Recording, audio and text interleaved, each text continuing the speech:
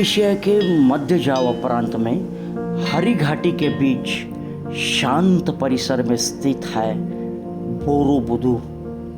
Borobudur museum एवं काम्पोंग दुनिया का सबसे बड़ा विशाल बौद्ध स्तूप परिसर।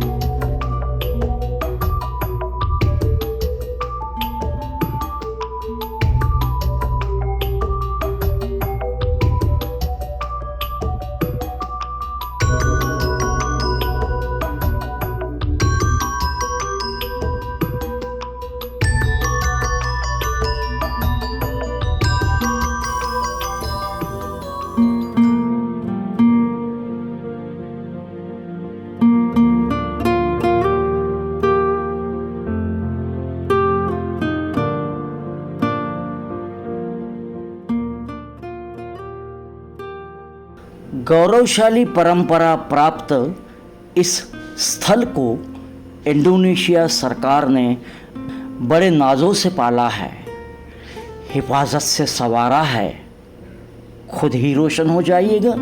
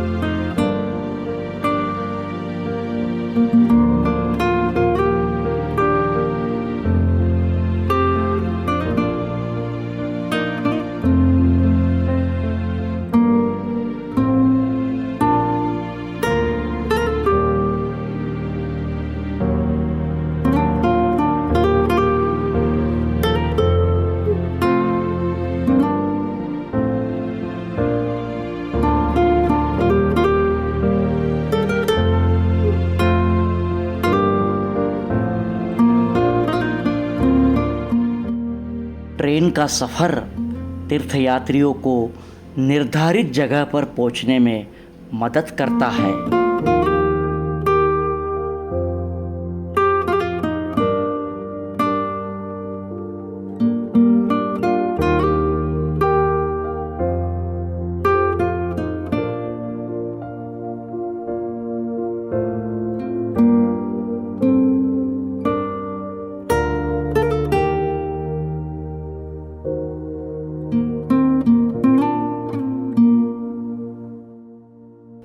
सुंदर रखरखाव से परिपक्व इस परिसर को शांत और पवित्र रखने का प्रयास दिखाई देता है।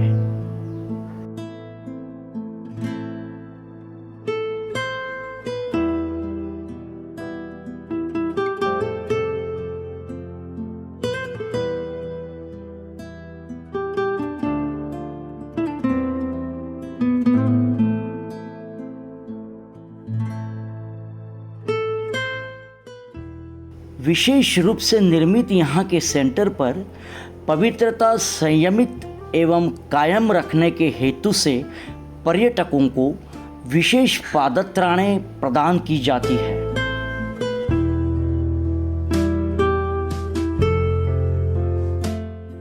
इस स्थल को देखने के लिए हमें गाइड के इंस्ट्रक्शंस को फॉलो करना पड़ता है। And it will start at 11 until 12. Yeah, so you still have like 10 more minutes. We can use that time for walk because this temple is still 100 meters from here. So we walk and then we will reach the temple's crown. After that, we can explore the temple's structure of that at 11. And after 1 hour, finish, later we must move down from the temple structures. And we moved on from the other side. I mean, we come from the east side and later your exit will be on the west. So we will not come back here again later. Yeah. After we moved on, if you want to stay longer, you can do that. Borobudur का अर्थ बुद्ध का नगर या ऊंचे स्थान पर बुद्ध का विहार ये हो सकता है। यह शब्द बुद्ध उहर से बना है जिसका अर्थ बुद्ध का नगर है। एक अन्य संभावित व्याख्या के अनुसार प्राचीन जावानीज शब्द बेदुहुर से लिया गया भी यह शब्द माना जाता है जिसका अर्थ है एक ऊंचा स्थान, और बुदुर शब्द का अर्थ है Buddha.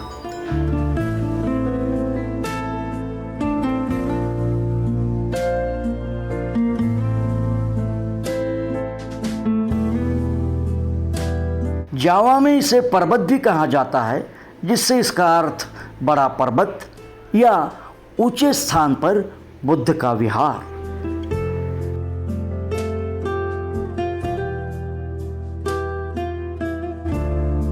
Yeah, if you take the carving and line it up, yeah, it will form like 5 kilometers.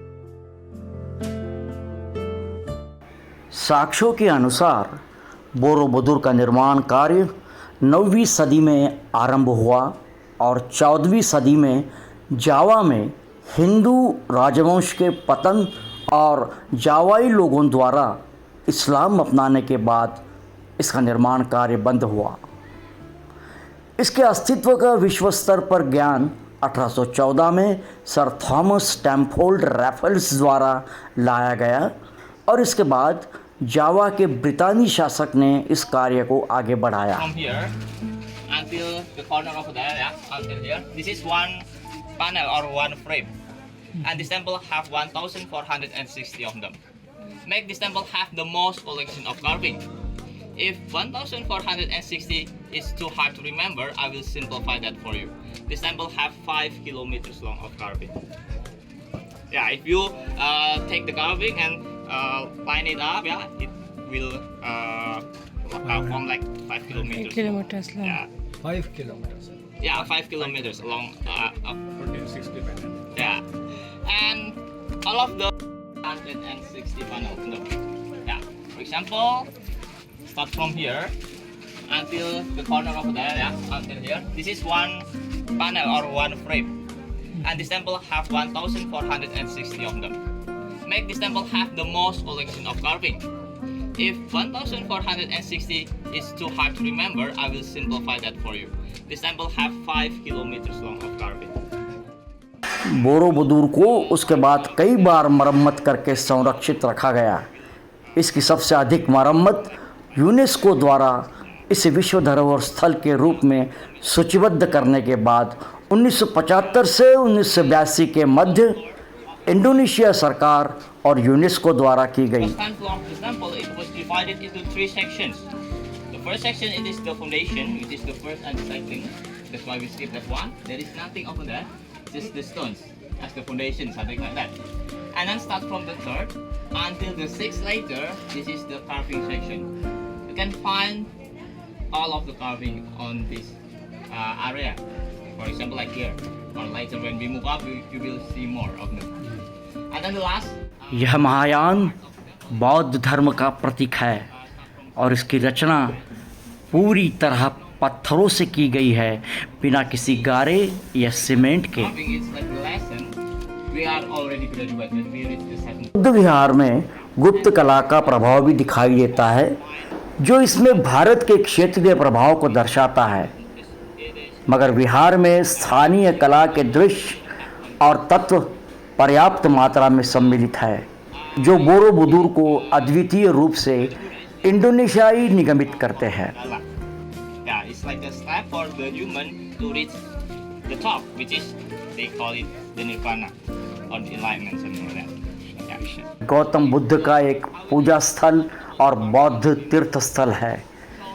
तीर्थ स्थल की यात्रा इस स्मारक के नीचे से आरंभ होती है और स्मारक के चारों ओर बौद्ध ब्रह्मांड की के 3 प्रतीकात्मक स्तरों कामधातु माने इच्छा की दुनिया, रूप ध्यान रूपों की दुनिया और अरूप ध्यान निराकार दुनिया से होते हुए शीर्ष पर पहुंचती है।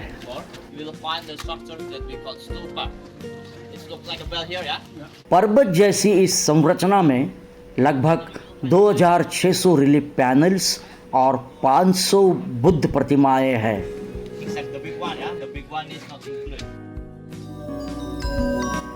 बोरोबुदुर विश्व में बौद्ध कला का सबसे विशाल और पूर्ण स्थापत्य कलाओं का पर्वत है।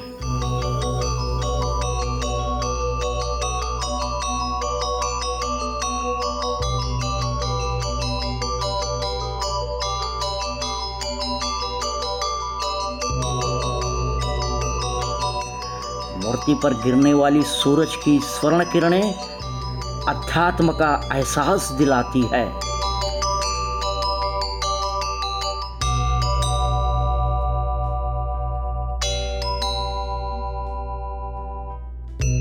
बुद्ध स्तूप मानव आत्मा की यात्रा है, भौतिक से आध्यात्मिक तक।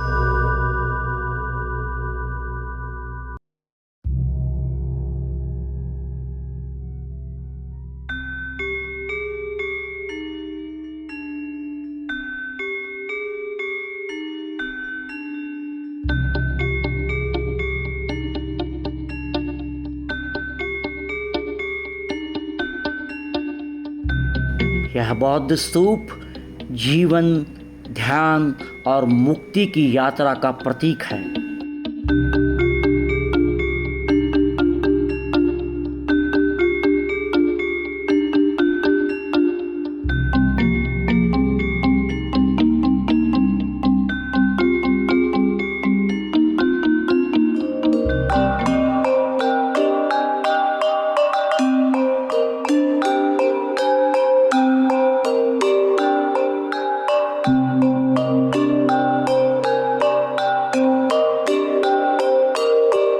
बुद्ध यह स्वयं ध्यान में डूबे हैं, शील, प्रज्ञा और करुणा का संदेश दे रहे हैं।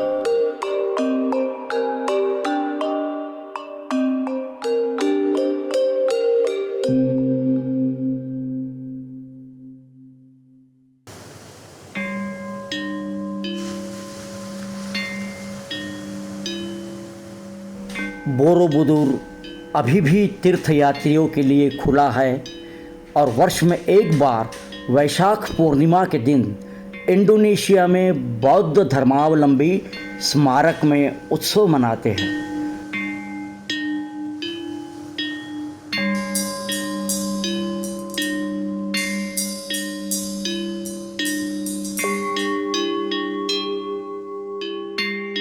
बोरोबुदुर इंडोनेशिया का सबसे अधिक दौरा किया जाने वाला पर्यटन स्थल है।